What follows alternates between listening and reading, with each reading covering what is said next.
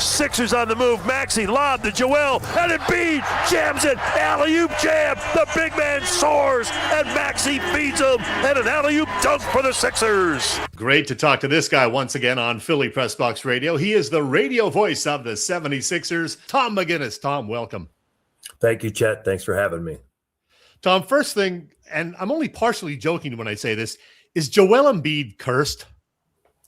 Well, he's definitely had some tough luck, unfortunate situation with his health, and obviously nobody could have projected that he would end up needing surgery on his appendix. You just hope that he's getting healthy and rebounding from that, but he's definitely had a share of injuries. There's no doubt about it. Yeah, for sure. And I should note Joel Embiid hasn't played in 40-plus games in any of the last 3 seasons. When he's on the court and reasonably healthy, he's terrific, of course. Tyrese Maxey, an all-star game starter this year, but how about the rookie, VJ Edgecombe, 16 points, 5.5 rebounds a game. He shot better than expected. Did he surprise you with how good he's been, and what is VJ's upside?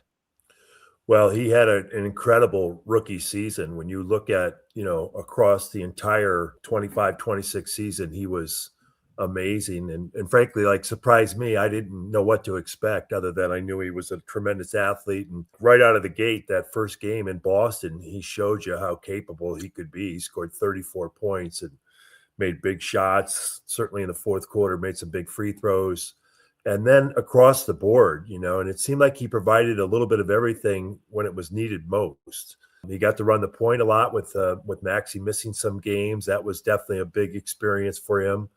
Nick Nurse talked about from the very beginning, it would be judged on games played, minutes, just because of the experience. And boy, he checked that box in a big way. But he has the ability to do a little bit of everything, block a shot, make a pass, guard, go get a basket. That, I think, was the thing that surprised maybe Coach the most, is that his ability just to get to within 15 feet and rise up on people and make a basket. So the 3-point shooting was probably a bit of a surprise, I think, overall. Yeah.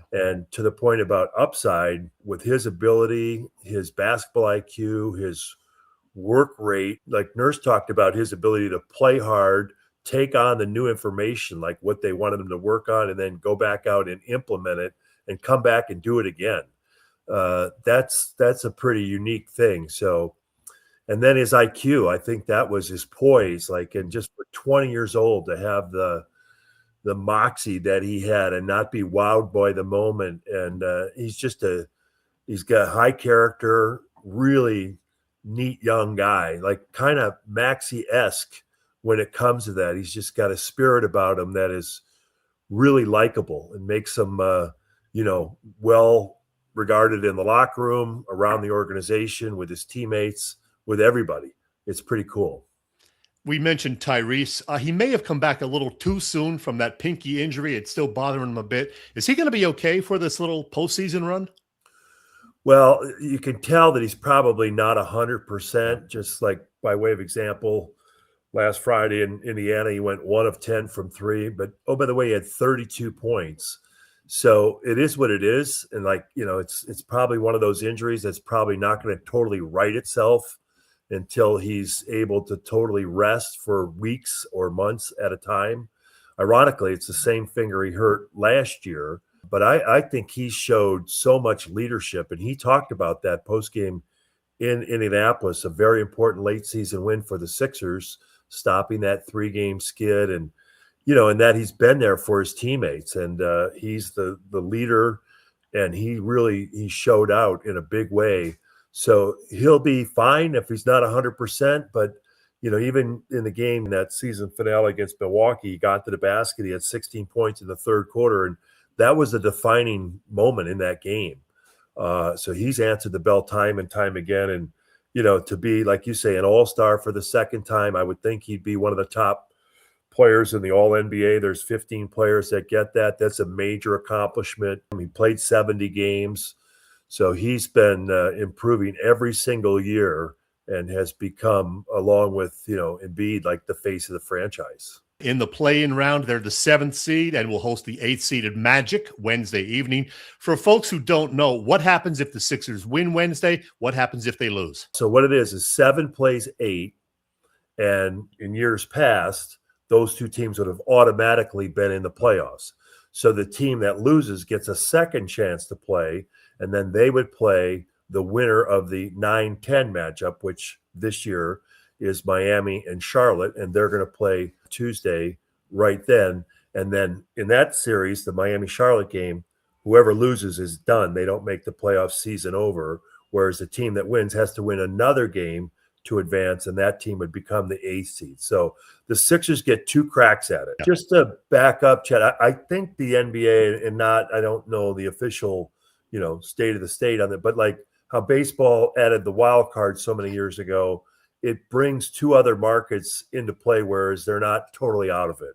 It keeps some teams' seasons alive and hopes alive as well.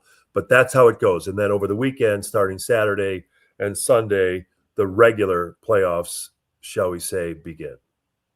Well, let's keep it real. If the 76ers do survive the play-in and advance as either the 7th or 8th seed, they're going to be steep underdogs against either the Celtics or Pistons in a best-of-7 series. Is either one of those teams a better matchup for the Sixers than the other? Yeah, I don't know. They're both really good. And that's where like people say, oh, the regular season doesn't matter. It certainly does. It matters for both seeding and home court advantage.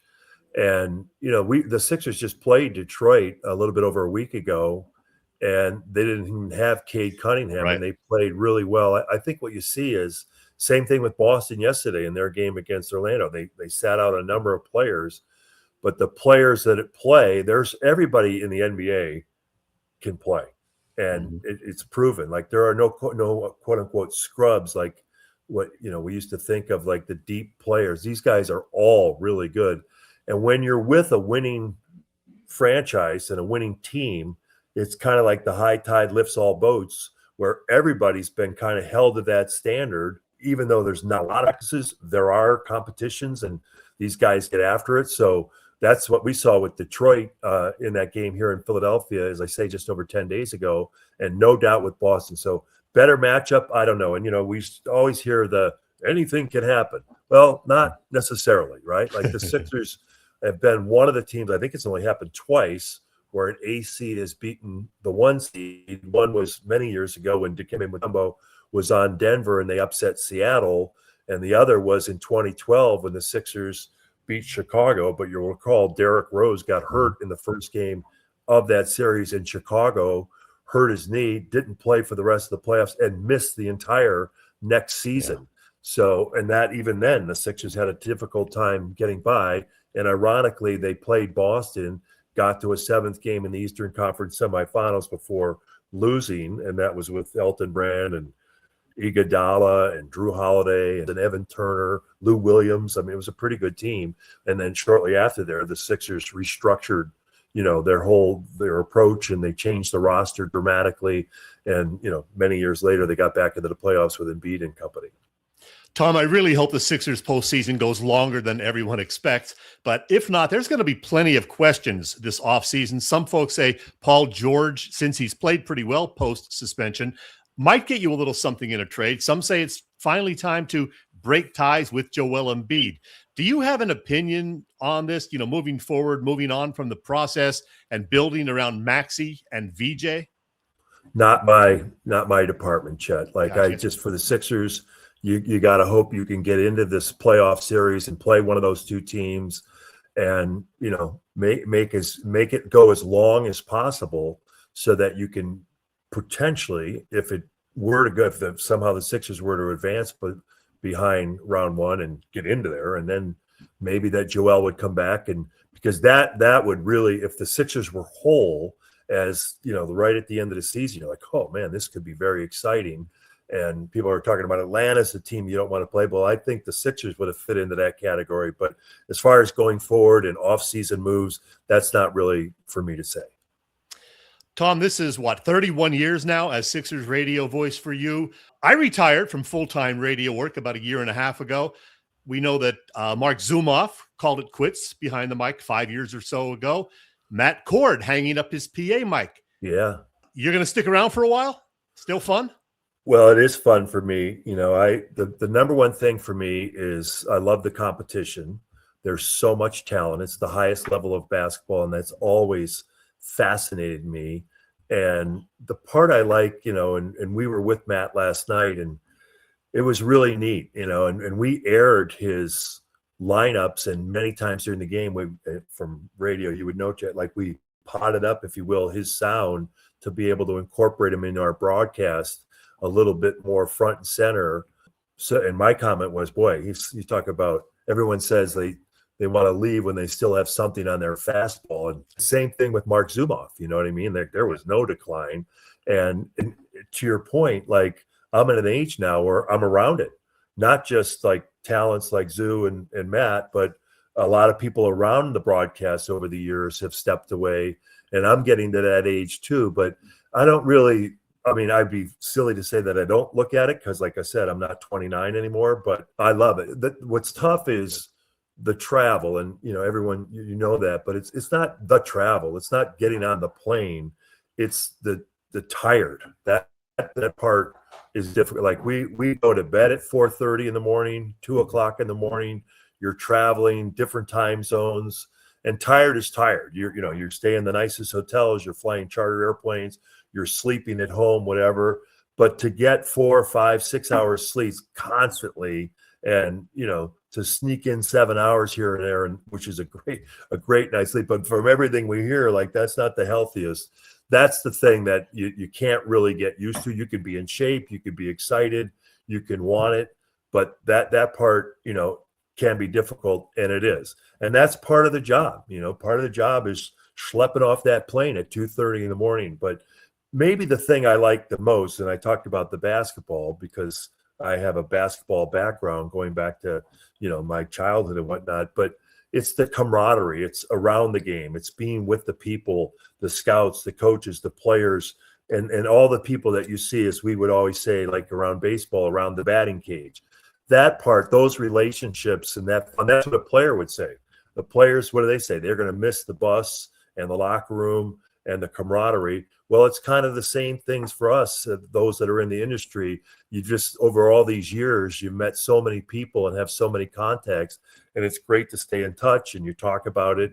And that's the part where, like, it kind of keeps you young a little bit, but it is, everything's relationship driven.